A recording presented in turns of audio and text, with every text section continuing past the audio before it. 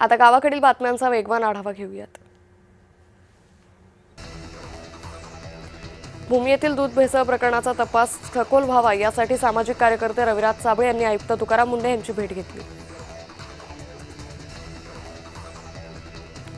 मनमाड बाजार समितीच्या राजकारणात हालचालींना वेग आलाय। गणेश सातरक आणि गंगाधर बिडकर यांची नावे सभापती पदासाठी आघाडीवर असल्याची चर्चा आहे। अहिल्यानगर पोलिसांनी 70 गहाळ मोबाईल मूळ मालकांना परत केले। पोलिसांच्या तांत्रिक पथकाच्या मदतीने गहाळ झालेले 70 मोबाईल यशस्वीरित्या हस्तगत करण्यात आले होते। जळगावात जगन्नाथ रथयात्रा उत्साहात संपन्न झाली। इस्कॉनतर्फे भव्य जगन्नाथ रथयात्रेचे आयोजन करण्यात आले होते।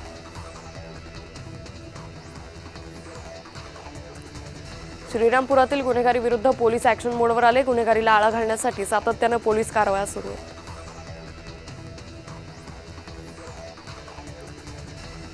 कोल्हापुरात टाळ मृदुंगाच्या गजरात शक्तीपीठ महामार्गाला विरोध करण्यात आला। जोरदार पावसामध्ये शक्तीपीठ महामार्गाला विरोध करणारी दिंडी निघाली।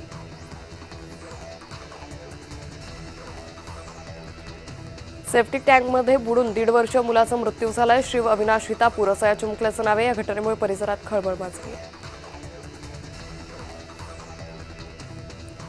बीडच्या समाज कल्याणच्या शासकीय कार्यालयात महिला कर्मचाऱ्यांच्या पतीला मारहाण केल्याचा व्हिडिओ व्हायरल झाल्यानंतर आता संबंधित आश्रमशाळेच्या कारभारावर गंभीर प्रश्नचिन्ह उपस्थित झाले।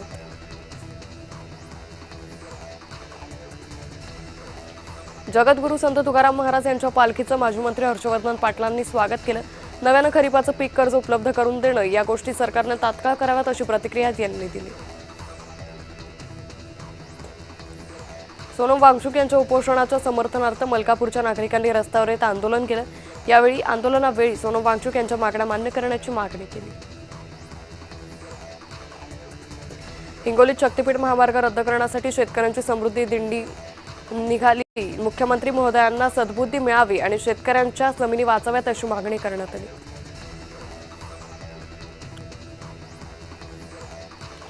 रायगडमधील खालापूर इथे सिलेंडर वाहणारा ट्रक खड्ड्यात उलटला। सुदैवाने अपघातात कोणतीही जीवितहानी झाली नाही।